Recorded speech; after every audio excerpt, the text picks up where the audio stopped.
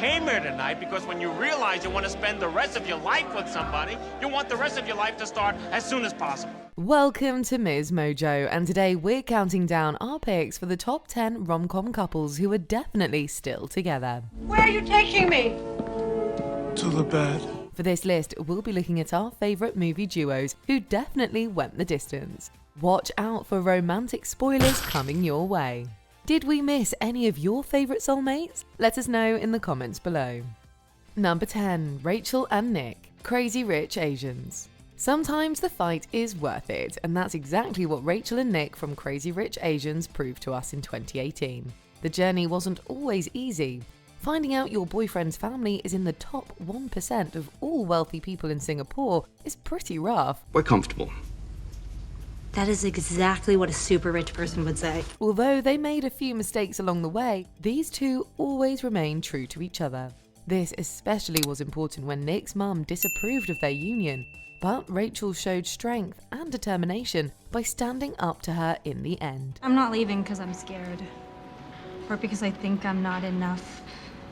Because maybe for the first time in my life, I know I am. As long as these two can continue to show that same level of strength, they'll be in for the long haul. They've already faced harsh challenges and come out better for them. I know this is a far throw from a hidden paradise. But wherever you are in the world, that's where I belong. Number 9. Donna and Max, Obvious Child. If we're talking rocky starts, these two may take the crown. Whoa, you're really lasering into me with your pee-pee missiles there. What? I said that you were lasering into me with your pee-pee missiles. Are my eyes my pee-pee missiles? I'm not a doctor. After breaking up with her boyfriend, Donna has a drunken one-night stand with a guy named Max. When she finds out she's pregnant, she decides to get an abortion. Donna doesn't tell Max right away, but the film allows both people space to grow as the film goes on. I think we're both just trying to figure out how to do everything. Despite hitting some bumps along the way, Max eventually asks Donna if he can accompany her to the doctor. The two ultimately end the film on a hopeful note. We think if these two continue to approach each other with honesty and empathy, they've got a pretty good shot. This may be the best / worst Valentine's Day I have ever had. Number 8. Ronnie and Loretta, Moonstruck. Look, we're not saying falling in love with your fiancé's brother is the first step to a long-lasting relationship, but there are always exceptions to the rule. Last night never happened, and I'm going to marry him, and you and I are going to take this to our coffins. I can't do that. Why not? I'm in love with you. Snap out of it! In Moonstruck, Loretta is engaged to a man named Johnny. He starts the story having been estranged from his brother Ronnie for years. When Johnny asks Loretta to invite Ronnie to the wedding, they get along a little better than he hoped. Wait a minute! Wait a minute! After a night of passion, Loretta spends the rest of the film worrying about how to get out of this little love triangle she's created. But she eventually gets a chance to get with Ronnie in a dramatic sequence. It's got to be all uphill from here after their wild start. We aren't here to make things perfect. The snowflakes are perfect. The stars are perfect. Number 7. Will and Anna, Notting Hill. Making relationships work in Hollywood is hard, but we believe these kids can go the distance. And don't forget, I'm also just a girl. Standing in front of a boy,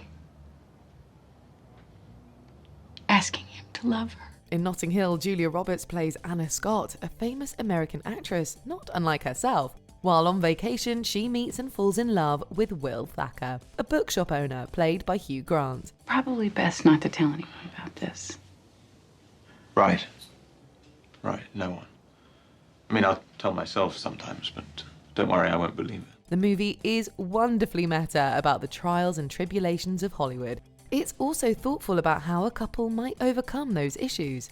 Add in Grant and Roberts' excellent chemistry and an ending speech to end all speeches, and you've got a great rom-com couple. The film ends by showing them married with Anna pregnant. It felt like the first glimpse at a long relationship. Anna, how long are you intending to stay here in Britain?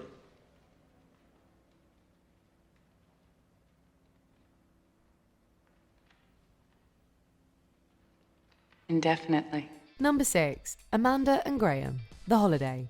Who wouldn't want to be married to Mr. Napkinhead himself? One of the reasons The Holiday is one of the best holiday romantic comedies ever made is because of his relationship to Amanda. I finally know what I want, and that in itself is a miracle. And what I want is you. Graham, played by Jude Law, starts out as a bit of a mystery to Cameron Diaz's Amanda. Is he a playboy? Is he really looking for love? Is he seeing other women? It's hard to tell, but in a wonderful twist of fate, it turns out that Graham, father of 2, is the lovely man we hoped him to be. I'm a full-time dad. I'm a working parent. I'm a mother and a father. I'm a guy who reads parenting books and cookbooks before I go to sleep. I spend my weekends buying tutus. I'm learning to sew. Although their time together in the film is short, we think Graham and Amanda's wit and trust is enough to keep them together forever. I mean, you didn't exactly ask me out, but you did say you loved me. So I'm thinking I've got a date. If you'll have me. Number 5. Tess and Jack, Working Girl. Normally, we'd be wary of starting a workplace relationship, but when your colleague is Harrison Ford, we'd understand why you'd want to bend the rules a bit. I have a head for business and a bod for sin. Is there anything wrong with that? No. Working Girl follows Tess. This secretary takes advantage of her boss's broken leg to get a leg up in the business world and do more corporate work. Eventually, she ends up falling in love with an associate at a different company named Jack. I came to you because I wanted an ace on this. The best. Good thinking. They definitely have a sexy rapport, but the best sign for their relationship is the fact that Jack respects Tess for her mind too. At the end of the film, he stands up for her ideas. We could see him supporting her for decades in a fruitful relationship. Way to go, Beauty! Number 4. Harry and Sally, When Harry Met Sally. The age-old question of whether women and men can just be friends led to an extremely classic story and couple we still love today. Well, I guess we're not going to be friends then. Guess not. That's too bad. You were the only person that I knew in New York. When Harry Met Sally is one of the original vessels of the modern romantic comedy, and to this day, Harry and Sally are one of the genre's best couples. They go from being bitter enemies to close friends. By the time the two fully commit to each other, they've already formed a relationship that goes beyond romance. I love that it takes you an hour and a half to order a sandwich. I love that you get a little crinkle above your nose when you're looking at me like I'm nuts. I love that after I spend a day with you, I can still smell your perfume on my clothes. And I love that you are the last person I want to talk to before I go to sleep at night. Having a foundation built on trust and familiarity instead of just passion is a great basis for a long-term relationship. The obstacles they overcame together during their courtship might just be what keeps them together for life. First time we met, we hated each other. No, you didn't hate me. I hated you. The second time we met, you didn't even remember me. I did too. I remembered you. The third time we met, we became friends. We were friends for a long time. And then we weren't. Number 3. Julia and Robbie, The Wedding Singer. Adam Sandler and Drew Barrymore are one of the most underrated romantic comedy pairings in the genre, and The Wedding Singer proves why. I'm in love with you. I am so in love with you. The film itself is filled with Sandler's signature kooky style. However, the addition of Barrymore's sunny warmth helps turn the movie into something a little sweeter than you might expect. Both Barrymore and Sandler are a bit goofy, and they bring that quality to the characters. They immediately make more sense as a couple than Julia and her fiancé Glenn. That was great. Julia, you should do that at the wedding. By the time you get to the final grand gesture, where Robbie sings a romantic song on a plane to his true love, it's a done deal. Plus, a wedding singer and a caterer, those two definitely know how to throw parties. Could be the man who grows old with you.